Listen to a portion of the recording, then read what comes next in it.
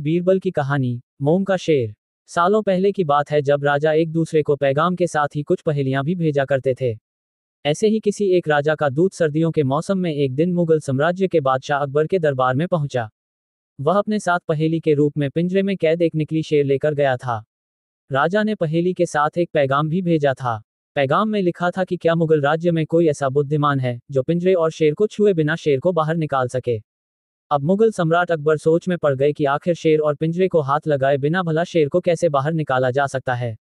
पहेली के साथ भेजे गए पैगाम में यह भी साफ लिखा था कि पिंजरे से शेर को बाहर निकालने के लिए एक व्यक्ति को एक ही बार मौका मिलेगा। अकबर काफी परेशान हो गए। उन्हें लगा कि यह तो बहुत मुश्किल है और अगर शेर को पिंजरे से बाहर नहीं निकाल पाए तो मुगल राज्य की काफी बदनामी भी होगी। ये सब सोचते सोचते उन्होंने दरबार में मौजूद सभी की तरफ देखते हुए पूछा, है कोई जो इस पहेली को सुलझा सके। लेकिन हर कोई इसी सोच में डूबा था कि आखिर यह संभव कैसे हो सकता। अकबर के पूछने पर जब किसी ने जवाब नहीं दिया तो उन्हें अपने वजीर बीरबल की याद आने लगी, जो सभा में मौजूद नहीं थे। उन्होंने तुरंत दरबान को भेजकर बीरबल को दरबार में हाजिर होने का आदेश भिजवाया, लेकिन अफसोस बीरबल किसी सरकारी काम से राज्य से बाहर गए हुए थे। रात भर अकबर इसी सोच में डूबे रहे कि आखिर पहेली को कैसे सुलझाया जाए। दूसरे दिन फिर दरबार लगा, लेकिन बीरबल की कुर्सी खाली देखकर अकबर उदास हो गए। बादशाह ने एक बार फिर दरबारियों से पूछा, क्या किसी के पास इस शेर को पिंजरे से बाहर निकालने की कोई तरकीब है।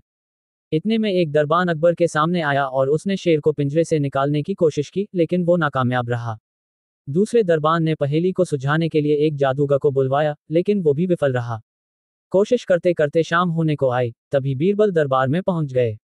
अकबर को परेशान देखकर बीरबल ने पूछा, क्या बात है सम्राट, आप इतने परेशान क्यों हैं।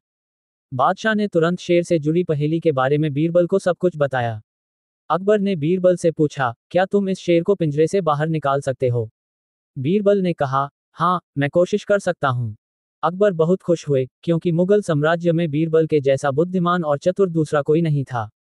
शेर को पिंजरे से बाहर निकालने के लिए बीरबल ने अकबर से कहा कि उन्हें 2 सुलगती हुई लोहे की छड़ व सरिये की आवश्यकता है। शहंशाह ने तुरंत इसकी व्यवस्था करने को कहा। जैसे ही बीरबल को लोहे की छड़ मिली तो उन्होंने पिंजरे को छुए बिना छड़ को अंदर पहुंचाकर उसे नकली शेर पर रख दिया। शेर लोहे की गर्म छड़ के स्पर्श में आते ही पिघलने लग गया, क्योंकि वो मोम का शेर था।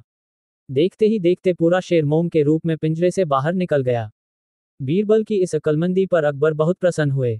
उन्होंने बीरबल से पूछा, अरे आखिर तुम्हें पता कैसे चला कि यह पिंजरे के अंदर मोम का शेर कैद है। बीरबल ने बड़ी ही नम्रता से जवाब दिया, हजूर बस शेर को गौर से देखने की जरूरत थी। मैंने जब पहेली के बारे में जानने के बाद उसे गौर से देखा तो लगा कि यह मोम का शेर हो सकता है।